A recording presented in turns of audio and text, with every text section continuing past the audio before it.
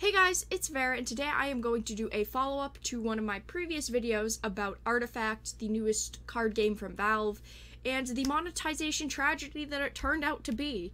So, I had released that previous video on release day about a week ago. At this point it was released, and it's a week later, obviously, and the game has actually lost 60% of its players in the first week, and I saw this coming. I didn't think it would die down this fast, but I definitely saw the game not holding with players because of the monetization in the way that they approached it.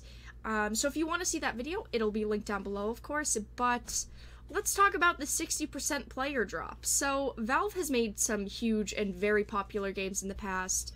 I think that we all know this at this point, and a lot of people did have faith in them with this. So this game did have initial hype where, because it's Valve and because it's on Steam and it was on the front page, and if you had never heard about it, you could just click it and it'd bring you to this world of Artifact and everything, because they did have some very good names behind Artifact. And streamers that were given it to play early actually really did like the game itself, because the game itself is very unique. It's got a unique mana system, it's got a unique way that it just plays in general for a digital card game, and a lot of people did actually really like it, except for when the monetization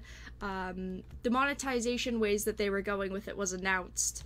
That all changed when they announced the monetization layout for the game, and people did not appreciate the way that they were going to monetize this game. I really quickly wanted to tell you the statistics and the numbers for the game. So on release day, I have it written down, on release day, it peaked at 60,740 players in the game, and Twitch also, this also blew up on Twitch. I mean, it had so many viewers, but regardless of that, and today, about the time that I'm filming this, it has about 25,000 players, with drops earlier in the day as low as 12,900 players. That is a huge, huge drop for a game that's only been out a week. So with having to pay for the base game, with having to pay for every event, which by the way, they did end up adding in a play for free mode, but you don't actually get any rewards from it. Figured I'd throw that in as an update from my last video, which is great. Who doesn't love playing with no rewards? And then of course you have to buy booster packs, which are $2 each, which is pretty standard for digital card games.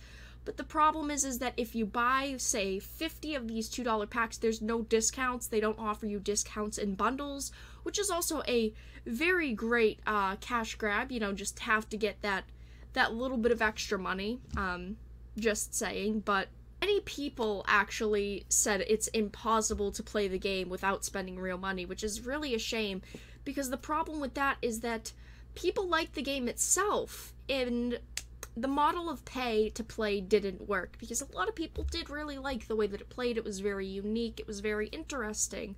But unfortunately, that model didn't work, and the reason why this huge paywall model didn't work is because there's already so many good alternatives to the game. I mean, free alternatives too. I mean, you've got Magic the Gathering Arena, which has gotten a lot of attention lately. You have, of course, Hearthstone, which you can play for free. There's already so many free, great alternatives to this game, and bringing a game into this market, which has become very saturated over the past 2 or 3 years, you know, it's not going to work. Even if you've got a huge name slapped to you like Valve and it's on Steam, it's just not going to work. And one of my main last problems that I wanted to touch on is I really don't think that there's actually a way to fix it at this point. I think that they had their initial hype and people were initially very excited for it. They really should have thought about the monetization and the way that they did that, but unfortunately they did go with the less consumer-friendly version of it, and it obviously didn't work. It came back and bit them in the face, and it's just really sad to see, you know, a game that had potential, that people actually said, if it wasn't monetized this way, I would play it, I would love this, but they didn't actually go it that way. But I wanted to update you guys with that. Unfortunately, Artifact does look like it's going to die very, very quickly on. If you played Artifact and you really liked it, comment down below what you really loved about it. Let me know your thoughts and opinions on it, but if you liked this video, make sure to give it a like, and if you didn't, make sure to just give it a dislike. I appreciate your support either which way. I hope that you guys did enjoy this very quick update video though, and I'll talk to you guys again really soon.